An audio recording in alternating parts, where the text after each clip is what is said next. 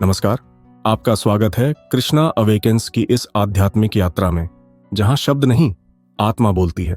Video शुरू करने से पहले आइए एक प्रार्थना करें। हे श्री कृष्ण, जो भी इस वीडियो को देख रहा है, उसके जीवन में प्रेम, शांति और तेज का संचार करो। उसके परिवार पर कृपा बरसाओ। उसके मन से चिंता, आत्मा से अशांति और जीवन से अंधकार को दूर करो। सोचिए, अगर हर महान आत्मा भीड़ की सोच में घुल मिल जाती तो क्या कभी वो नायक बन पाते? एक बच्चा जो छोटे से गांव में पला बड़ा, जिसका सपना था कुछ बड़ा करने का, उसका नाम था सुरेश। दोस्तों ने मजाक उड़ाया, रिश्तेदारों ने कहा ये सब तेरे बस की बात नहीं, लेकिन सुरेश ने हार नहीं मानी। वह अकेला चला, बिना किसी समर्थन के, बिना किसी संसाधन के। सुबह अखबार बांटता, दोपहर में पढ़ाई करता और रात को चाय की दुकान पर काम करता। लोग कहते थे क्या करेगा अकेला, लेकिन आज वही सुरेश एक बड़ा उद्योगपति है। जब उससे पूछा गया तुम्हें प्रेरणा कहां से मिली, उसने सिर्फ इतना कहा, कृष्ण ने सिखाया कि अकेले चलना ही असली शक्ति है। श्री कृष्ण गीता में कहते हैं, उद्रेदात्मनात्मानम नात्मानम वसादयेत आत्मैव ह्यात्मनो बंधुरात्मैव रिपुरात्मन।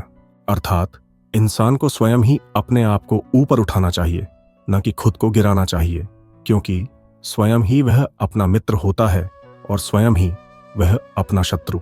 जब तुम अकेले होते हो तो एक गहरा मौन तुम्हें घेरता है और इसी मौन में तुम्हें अपनी सच्चाई सुनाई देती है। भीड़ में तुम्हें दूसरों की आवाजें सुनाई देती हैं, लेकिन अकेलेपन में तुम्हें अपनी आत्मा की पुकार सुनाई देती है। महात्मा गांधी को देखिए, उन्होंने अकेले सत्याग्रह की राह पकड़ी थी, अकेले खादी को अपनाया, अकेले अंग्रेजों के सामने सत्य और अहिंसा की मशाल जलाई। शुरू में लोग उनका मजाक उड़ाते थे, लेकिन फिर वही लोग उनके अनुयायी बन गए। स्वामी विवेकानंद जब वे शिकागो सम्मेलन में गए तो भारत से कोई समर्थन नहीं था, लेकिन उन्होंने अपने आत्मबल से ऐसा भाषण दिया कि पूरी दुनिया ने उन्हें सर झुकाकर सुना। अकेले गए थे, लेकिन लौटे तो पूरे देश को जागृत कर दिया। जब आप अकेले चलने का निर्णय लेते हैं तो सबसे पहले आपका डर सामने आता है, अगर मैं गिर गया तो कौन थामेगा। लेकिन यही वह क्षण होता है जब ईश्वर आपके सबसे निकट होता है। श्री कृष्ण कहते हैं, कर्मण्येवाधिकारस्ते मां फलेषु कदाचन मां कर्म फल हेतुर्भुर्मा ते संगोस्त्व कर्मणि। तुम सिर्फ कर्म करते चलो, फल की चिंता मत करो। लोग तुम्हें समझें या नहीं, तुम्हारे साथ चलें या नहीं, तुम्हारा धर्म है चलना, अकेले सही। एक और कहानी सुनिए, मीराबाई की। एक रजवाड़ी राजकुमारी जिसने सब कुछ त्याग कर श्री कृष्ण को अपना सब कुछ मान लिया। समाज ने उन्हें ठुकराया, अपनों ने उन्हें नकारा, लेकिन मीरा चलती रही, अकेली, निर्भीक, और आज पूरी दुनिया उन्हें भक्ति की सबसे बड़ी प्रतीक मानती है। क्या हम उस मीरा जैसी भक्ति, उस गांधी जैसी निष्ठा, उस विवेकानंद जैसी दृष्टि और उस सुरेश जैसी लगन नहीं रख सकते? आपके जीवन में भी ऐसे मोड़ आए होंगे जब आपने कोई बड़ा निर्णय लिया होगा और कोई साथ नहीं था। तब आपने अपने आप से कहा होगा, शायद मैं गलत हूं, लेकिन यकीन मानिए, अगर आपका रास्ता सत्य, श्रम और संकल्प का है तो कृष्ण आपके साथ हैं। कुछ लोग शुरुआत में आपको पागल समझेंगे, फिर विरोध करेंगे, फिर आपकी नकल करेंगे और अंत में आपके पीछे चलेंगे। श्री कृष्ण कहते हैं, समोहम सर्वभूतेषु न मे द्वेष्योस्ति न प्रिय ये भजन्ति तु मां भक्त्या मयि ते तेषु चाप्यहम्। जो मुझे भक्ति और श्रद्धा से याद करते हैं, मैं उनके साथ रहता हूं। जब तुम अकेले चलते हो पर कृष्ण को साथ लेकर चलते हो, तब तुम वास्तव में अकेले नहीं होते। आज का समाज शॉर्टकट चाहता है, तात्कालिक परिणाम चाहता है, लेकिन जो लंबी दूरी तय करना चाहता है उसे अकेले चलने की आदत बनानी पड़ती है। एक समाधान है, रोज सुबह उठो और एक बात खुद से कहो, मैं अपने लक्ष्य के लिए अकेला चलूंगा, और अगर कृष्ण मेरे साथ हैं तो मुझे किसी और की जरूरत नहीं।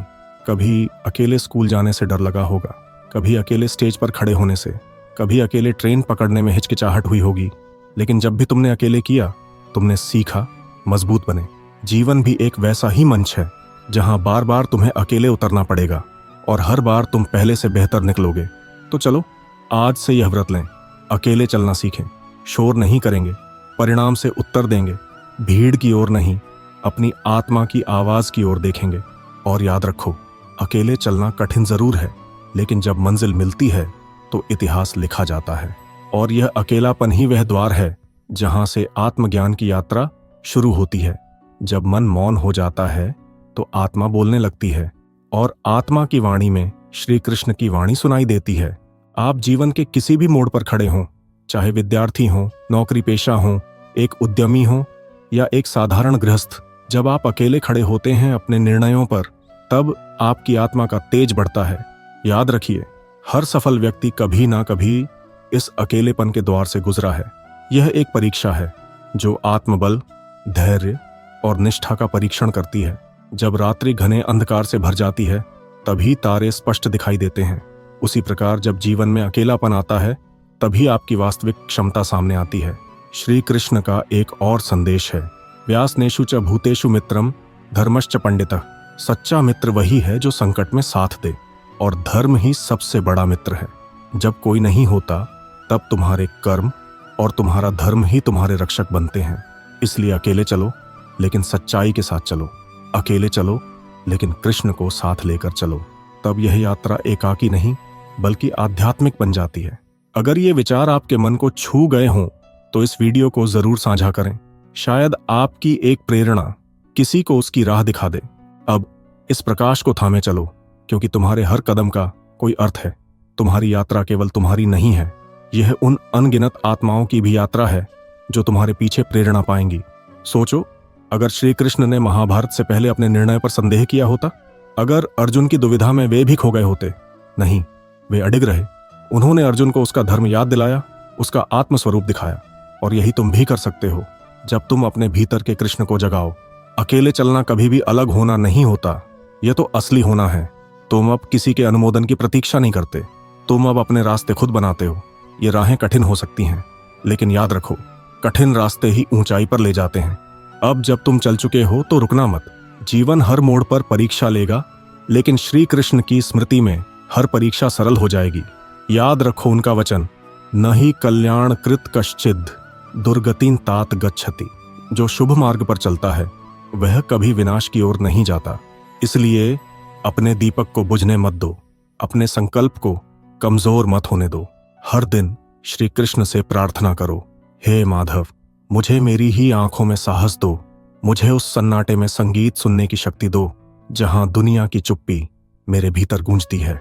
जब तुम इस मार्ग पर स्थिर रहते हो, तो धीरे धीरे तुम्हारा अकेलापन तपस्या में बदल जाता है, और तपस्या से उत्पन्न होता है तेज, ऐसा तेज जो अंधकार को भी आलोकित कर दे। इसलिए मत रुकना, मत डरना, और सबसे महत्वपूर्ण, खुद को कभी मत छोटा समझना। तुम वही हो जिसके हृदय में श्री कृष्ण वास करते हैं। चलते रहो, चलते रहो, और एक दिन जब पीछे मुड़कर देखोगे तो पाएंगे अकेले नहीं चले थे, कृष्ण सदा तुम्हारे साथ चले थे। हमने जीवन के उस सत्य की चर्चा की जहां अकेले चलना एक साधना बन जाती है। पर क्या यह यात्रा यहीं रुक जाती है? नहीं, ये तो शुरुआत है। इस जीवन यात्रा में अकेलापन केवल शारीरिक नहीं होता, यह मानसिक, भावनात्मक और आध्यात्मिक भी होता है। आज हम उस गहराई में उतरते हैं जहां आत्मा की आवाज श्री कृष्ण के निर्देश बनकर हमारे भीतर से बोलती है। एक बार एक युवक था, नाम था रोहित। रोहित एक सामान्य परिवार से आता था, पर उसके सपने असाधारण थे। वह लेखक बनना चाहता था। समाज में लेखक को अधिक महत्व नहीं दिया जाता, इसलिए उसके निर्णय को हर कोई असफलता का रास्ता कहता। लेकिन रोहित ने हार नहीं मानी। उसने रोज लिखना शुरू किया। कोई नहीं पढ़ता था, फिर भी वह लिखता गया। 5 साल बीत गए, ना कोई किताब छपी, ना कोई नाम हुआ। लेकिन छठे साल उसकी लेखनी ऐसी चली कि देश भर में उसका नाम हो गया। जब उससे पूछा गया, तुमने 5 साल बिना पहचान के कैसे काम किया? उसने उत्तर दिया, मैं अकेला नहीं था, मेरी आत्मा में श्री कृष्ण की प्रेरणा थी। श्री कृष्ण हमें सिखाते हैं, स्वधर्मे निधनम श्रेय परधर्मो भयावह। अपने धर्म, अपने कर्म को निभाना, even if the world rejects it, is more sacred than copying someone else's path। जब तुम अकेले हो, तो तुम अपनी आत्मा के सबसे निकट होते हो, तुम ईश्वर के सबसे पास होते हो। अकेलापन वो क्षण है जहां तुम्हारे भीतर से प्रश्न निकलते हैं, मैं कौन हूं? मेरा मार्ग क्या है? क्या मैं इस संसार में कुछ बदल सकता हूं? और इन्हीं प्रश्नों में तुम्हें उत्तर मिलता है। श्री कृष्ण का स्वर तुम्हारे मन में गूंजता है। गुरु नानक जी ने कहा था, एकला चलो रे। जब सच्चाई साथ होती है तो भीड़ की जरूरत नहीं होती। अकेले ही सच्चाई की मशाल उठाओ, वह मशाल दूसरों के अंधकार को भी रोशन कर देगी। अब कुछ सुझाव जो इस अकेले चलने की यात्रा को सफल बना सकते हैं। दैनिक ध्यान और आत्मनिरीक्षण। हर दिन कुछ समय अपने भीतर झांकने में बिताएं। शांत बैठें, मन को निहारें, श्री कृष्ण से प्रश्न करें और उनकी गीता के उत्तर को सुनें। दृढ़ निश्चय। जब तुम अकेले चलते हो तो हर मोड़ पर संदेह आएगा, लेकिन उस समय तुम्हारा संकल्प ही तुम्हारा रक्षक होगा। श्री कृष्ण कहते हैं, संशयात्मा विनश्यति। जो संदेह करता है उसका नाश निश्चित है। कर्तव्य पर ध्यान। सफलता या असफलता पर ध्यान नहीं, बल्कि अपने कर्तव्य को पूरा करने पर ध्यान देना चाहिए। आत्म प्रेरणा के स्रोत बनो, किताबें पढ़ो, भजन सुनो और सकारात्मक लोगों से संवाद रखो, लेकिन सबसे बड़ा स्रोत हो तुम्हारा अपना अनुभव। कभी शिकायत मत करो। जो लोग हमेशा दूसरों की कमी गिनाते हैं वे खुद कभी आगे नहीं बढ़ पाते। जो व्यक्ति अकेले चलना सीख जाता है वह दूसरों की आलोचना को समझदारी से सह लेता है। चाणक्य एक सन्यासी जो अकेला था, पर जिसने एक संपूर्ण साम्राज्य खड़ा कर दिया। उसके पास कोई सेना नहीं थी, कोई शक्ति नहीं थी, सिर्फ बुद्धि थी और आत्मबल। उसने चंद्रगुप्त को खड़ा किया, मगध को संगठित किया और भारत को एकजुट किया। कबीर एक जुलाहा, लेकिन जब उन्होंने सत्य की बात की तो समाज उनके विरुद्ध हो गया, पर वे रुके नहीं। उनकी वाणी आज भी हमारे दिलों को स्पर्श करती है। डॉक्टर APJ अब्दुल कलाम एक मामूली मछुआरे का बेटा, लेकिन उसके सपनों की उड़ान ने भारत को अंतरिक्ष में पहुंचा दिया। जब सबने कहा तुम नहीं कर सकते, तब उन्होंने चुपचाप कहा मैं करूंगा। यह है अकेले चलने की शक्ति। श्री कृष्ण के जीवन में भी यह दर्शन बार बार दिखता है। बचपन में पूतना, शकटासुर, तृणावर्त, सबका सामना उन्होंने अकेले किया। कंस के विरुद्ध पूरी योजना उन्होंने स्वयं बनाई। महाभारत में जब पूरी सेना एक ओर थी और दूसरी ओर केवल श्री कृष्ण, तो अर्जुन ने श्री कृष्ण को चुना। क्यों? क्योंकि उन्होंने जाना जो अकेले चलता है पर सत्य के साथ चलता है वही सबसे शक्तिशाली होता है। कृष्ण का मार्ग केवल बाहरी युद्ध का नहीं था, वह भीतरी युद्ध का मार्ग है।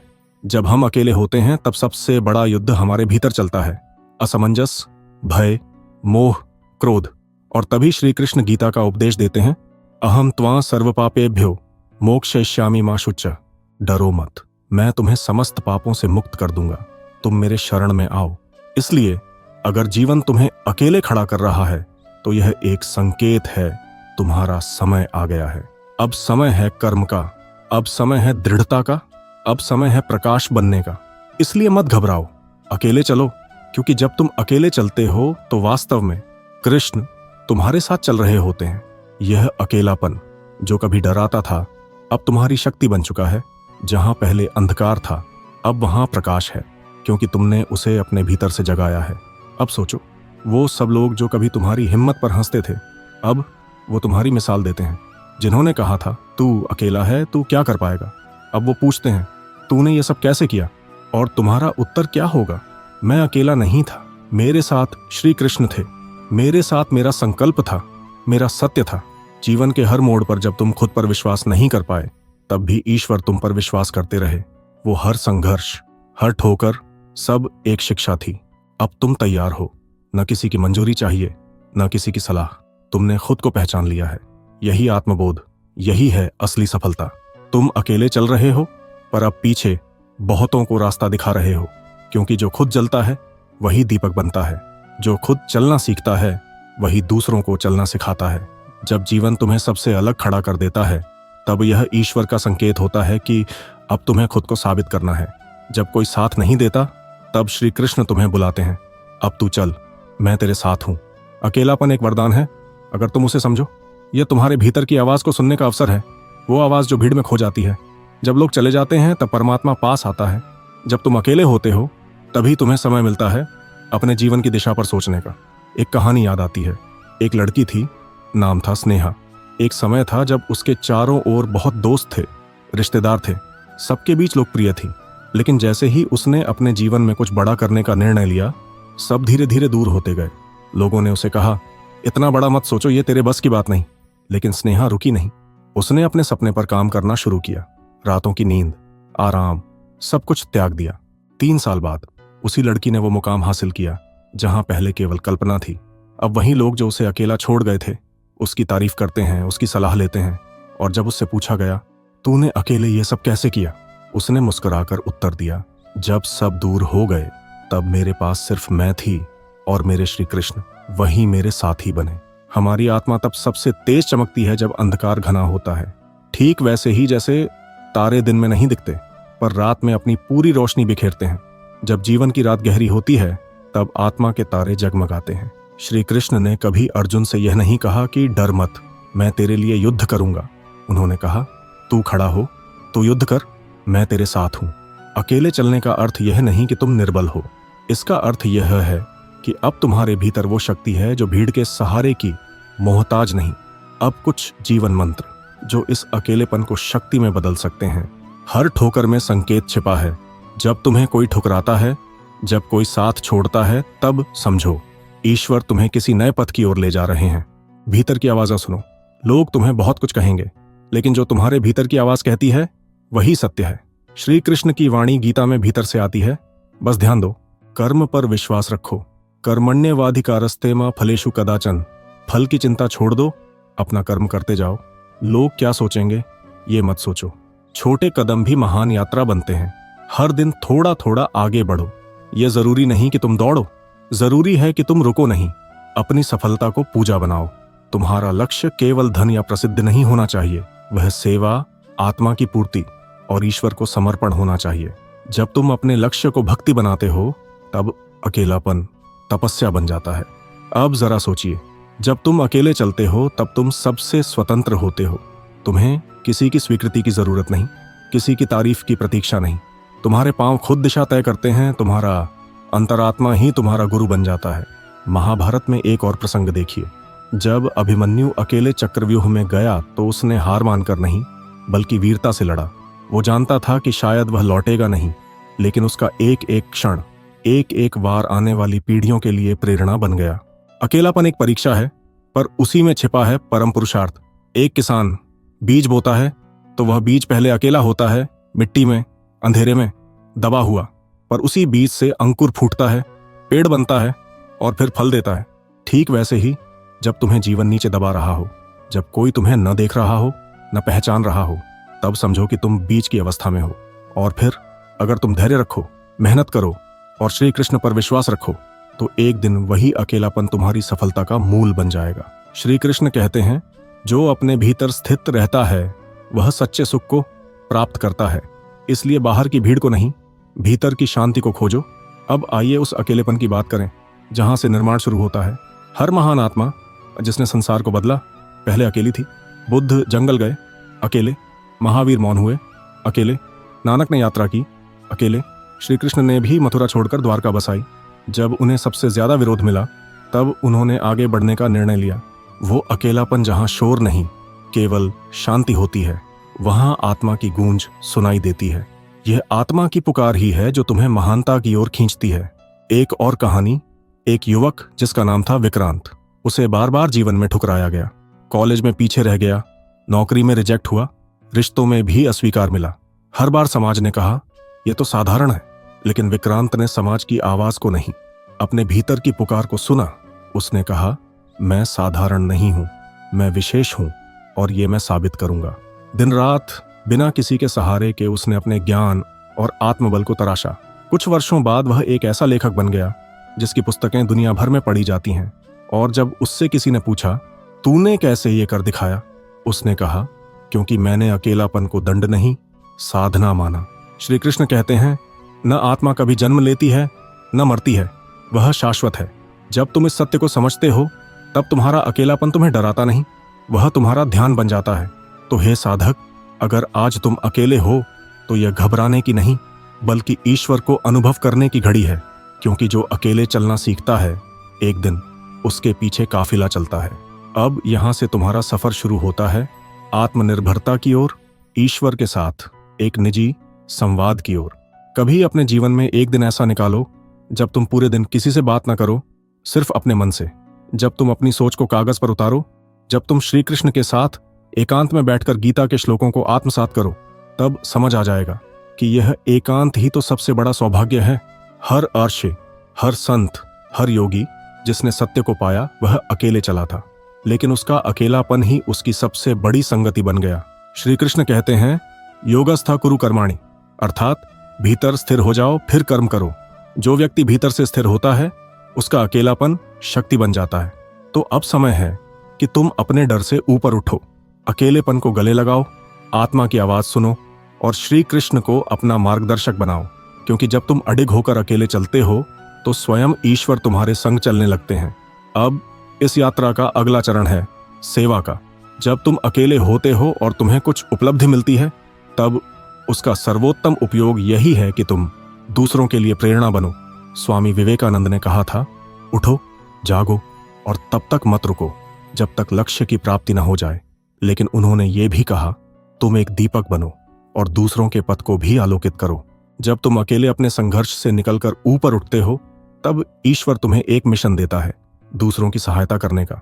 वो सहायता केवल पैसों से नहीं होती, वो होती है एक शब्द से, एक मुस्कान से, एक सलाह से। अगली बार जब कोई व्यक्ति टूटता दिखे, किसी को अकेले बैठे देखो, तो उसके पास जाओ और उससे कहो, तू अकेला नहीं है, मैंने भी ये रास्ता अकेले तय किया है और अब मैं तुझे रास्ता दिखा सकता हूं।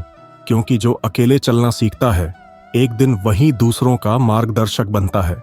और अंत में, हे आत्मन, अगर तुम सच में अकेले हो तो ईश्वर के सबसे पास हो, क्योंकि अकेलेपन की सबसे गूढ़ गहराई में ही ईश्वर का सबसे स्पष्ट दर्शन होता है। जब जीवन तुम्हें अलग कर देता है, तब वह तुम्हें ईश्वर से जोड़ने की तैयारी कर रहा होता है।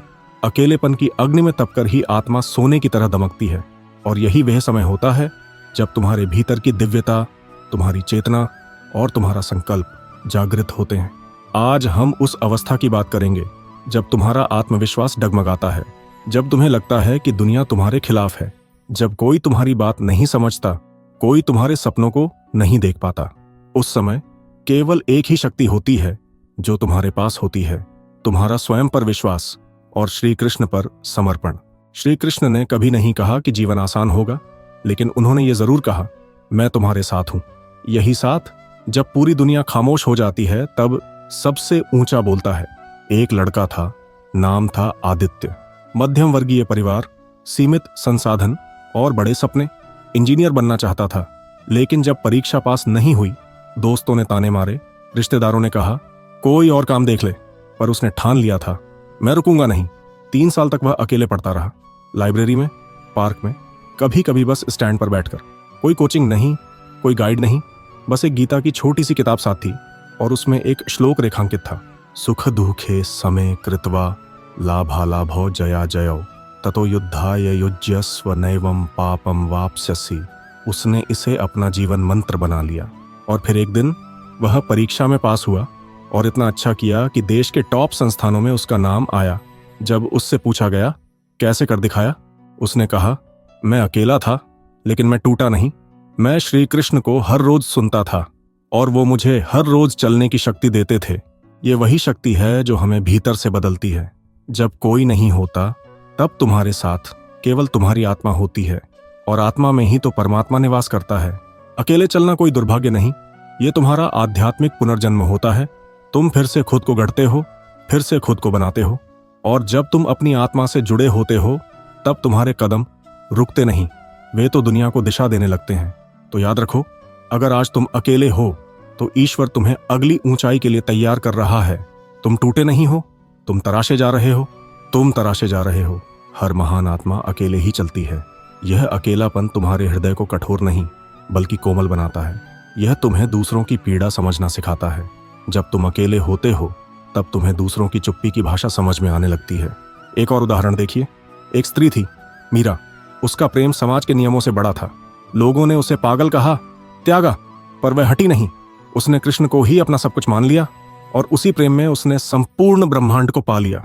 उसका अकेलापन उसकी भक्ति बन गया, उसका त्याग उसका पथ बन गया। जब तुम अपने भीतर उतरते हो तो बाहर की दुनिया छोटी लगने लगती है। जो पहले तुम्हें डराते थे, वही अब तुम्हारे भीतर की शक्ति से डरने लगते हैं, क्योंकि जिसने अपने मन को जीत लिया, उसके लिए संसार में कोई भी युद्ध कठिन नहीं।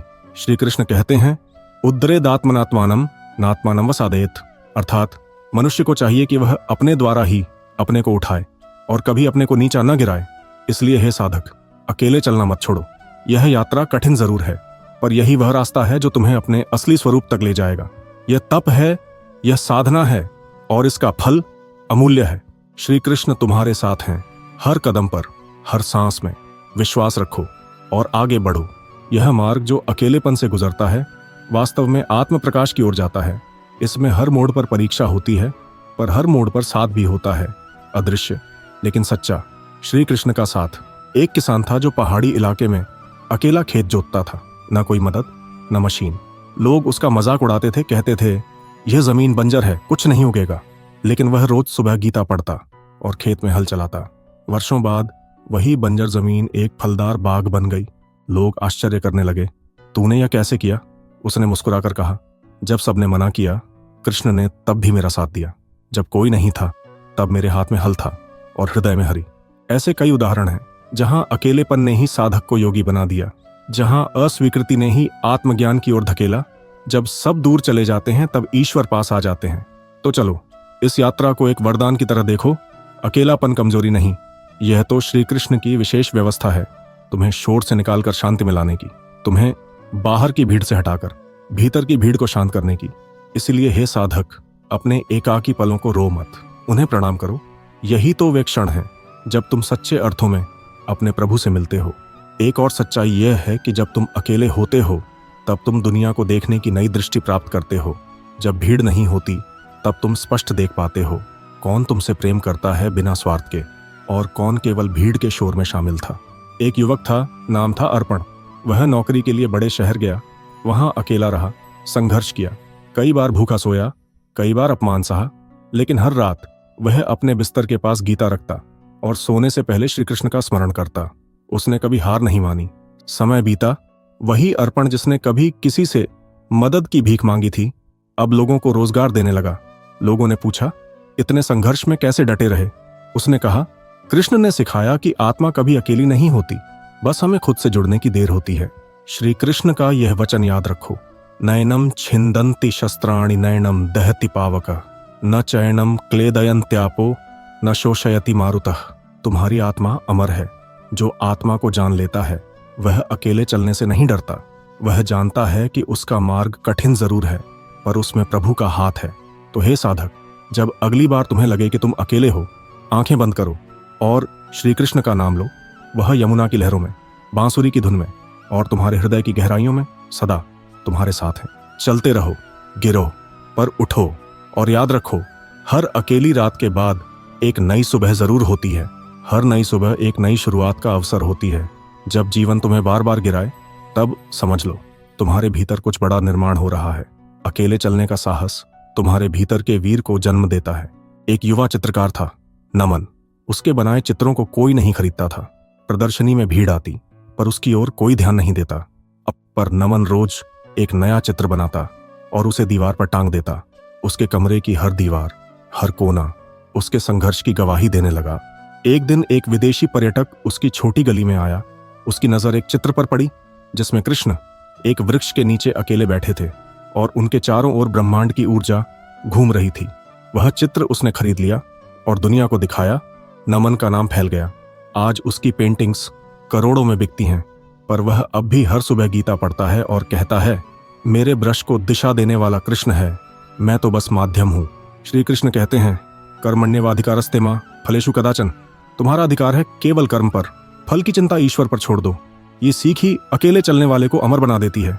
तो हे साधक, जब तुम्हें लगे कि रास्ता लंबा है, जब कोई तुम्हारे साथ नहीं, तब जान लो यह तुम्हारे भीतर की यात्रा का सबसे पवित्र चरण है। कभी कभी कृष्ण हमें भीड़ से दूर कर देते हैं ताकि हम स्वयं को पहचान सकें, क्योंकि जब तुम स्वयं को जान लेते हो तब तुम्हें किसी की पहचान की जरूरत नहीं रहती। चलो आगे बढ़ें। अगला चरण इस तपस्या का, इस यात्रा का तुम्हारी चेतना को और ऊंचा करेगा। श्री कृष्ण तुम्हारे साथ हैं। अब चलो उस क्षण की बात करें जब तुम्हारे मन में यह प्रश्न आता है, क्या मैं सही रास्ते पर हूं?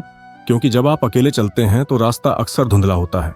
कोई संकेत नहीं, कोई तालियां नहीं, कोई समर्थन नहीं। पर यही तो वह चरण होता है जब तुम्हारा विश्वास और भी मजबूत होता है। एक बुजुर्ग संत थे, उम्र हो चली थी, लेकिन उन्होंने हिमालय की चढ़ाई शुरू की अकेले। लोगों ने पूछा, क्या आपके जैसे वृद्ध व्यक्ति के लिए यह संभव है? वह मुस्कुराए और बोले, अगर मन युवा है और हृदय में श्री कृष्ण का नाम है तो पहाड़ क्या, मैं आकाश भी पार कर लूं। उन्होंने हर कदम पर गीता के श्लोकों को दोहराया, हर सांस में हरे कृष्ण का जाप किया। बर्फ में, बारिश में, तूफानों में उन्होंने कभी हार नहीं मानी। महीनों बाद जब वे एक गुफा में ध्यानस्थ हुए तो लोग कहते हैं, वहां की हवा भी दिव्यता से भर गई। उनके इस साहसिक एकांत ने अनेक युवाओं को प्रेरणा दी। श्री कृष्ण कहते हैं, योगस्था कुरु कर्माणि। जो व्यक्ति अपने कर्तव्यों को योग भाव से करता है, उसका हर कार्य ईश्वर से जुड़ जाता है। तो हे साधक, अकेले चलना कठिन है, पर हर वह कदम जो तुम अपने आत्मिक विकास के लिए उठाते हो, वह श्री कृष्ण को तुम्हारे और निकट ले आता है। तुम्हारी यह एकांत यात्रा एक दिन किसी और के जीवन में प्रकाश का कारण बनेगी। चलते रहो विश्वास के साथ, प्रेम के साथ, कृष्ण के नाम के साथ। हर अकेलेपन में छिपी होती है एक नई शुरुआत की चिंगारी, और वह चिंगारी तभी जलती है जब हम अपने भीतर उतरते हैं। एक साधक था रवि। उसे जीवन में हर मोड़ पर असफलता मिली। नौकरी में रिजेक्शन, रिश्तों में टूटन और परिवार में तिरस्कार। वह बुरी तरह टूट गया। कुछ समय तक उसने खुद को कमरे में बंद कर लिया, लेकिन फिर उसने श्री कृष्ण की एक बात को याद किया। जब तुम सोचते हो कि सब खत्म हो गया, वहीं से ईश्वर शुरुआत करते हैं। उसने ध्यान और स्वाध्याय का सहारा लिया। वह हर दिन सूर्योदय से पहले उठता, श्रीमद् भगवद गीता पढ़ता और दिन भर अपने कौशल को निखारता। धीरे धीरे उसमें बदलाव आने लगा। 1 साल बाद वही रवि एक सफल उद्यमी बन गया, जो आज सैकड़ों युवाओं को रोजगार दे रहा है। रवि कहता है, अगर मैं अकेला न होता तो शायद मैं खुद को कभी पहचान ही नहीं पाता। यह एकांत ही है जो हमें ईश्वर से जोड़ता है और स्वयं को स्वीकारना सिखाता है। श्री कृष्ण कहते हैं, तस्मात् सर्वेषु कालेषु मामनुस्मर युध्यच। अर्थात हर समय मुझे स्मरण करो और कर्म करते रहो। तो चलिए साधकों, इस अकेलेपन को शरण बनाएं, इसे तप बनाएं, इसे अपनी ऊर्जा का केंद्र बनाएं। यह समय स्वयं से जुड़ने का है, न कि बिखरने का। इस संदेश के साथ हम फिर आगे बढ़ेंगे अगले चरण में। अब हम उस स्थिति की बात करेंगे जब अकेलापन केवल भौतिक नहीं बल्कि मानसिक हो जाता है। जब तुम्हारे चारों ओर लोग होते हुए भी तुम भीतर से खुद को अकेला महसूस करते हो। यह वह समय होता है जब आत्मा गहराइयों में उतरने लगती है और मन अनेक प्रश्नों से जूझता है। ऐसे ही एक युवा साधक की कहानी है जिसका नाम था देवांश।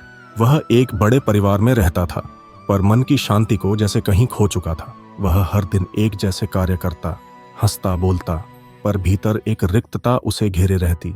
उसे लगा कि वह अपनी आत्मा से कट गया है। एक दिन वह नगर के मंदिर में गया और घंटों वहीं बैठा रहा। फिर उसने वहां एक साधु को गीता पाठ करते देखा।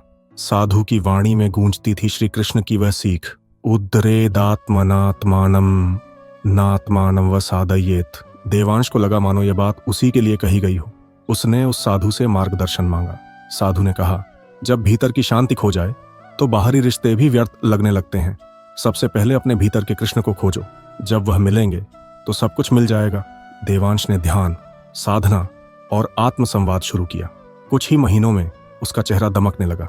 उसके आसपास की दुनिया वहीं रही, पर उसकी दृष्टि बदल गई। अब वह हर व्यक्ति में कृष्ण को देखता, हर शब्द में गीता की ध्वनि सुनता। अकेलापन अब उसका भय नहीं रहा, बल्कि साधना बन गया। तो हे साधक, यदि तुम्हें भी भीतर से एक खालीपन महसूस हो तो बाहर उत्तर मत खोजो, भीतर उतर जाओ। वहां श्री कृष्ण तुम्हारे इंतजार में हैं। और याद रखो, हर बार जब तुम टूटते हो, वह ईश्वर का संकेत होता है तुम्हें नया रूप देने का।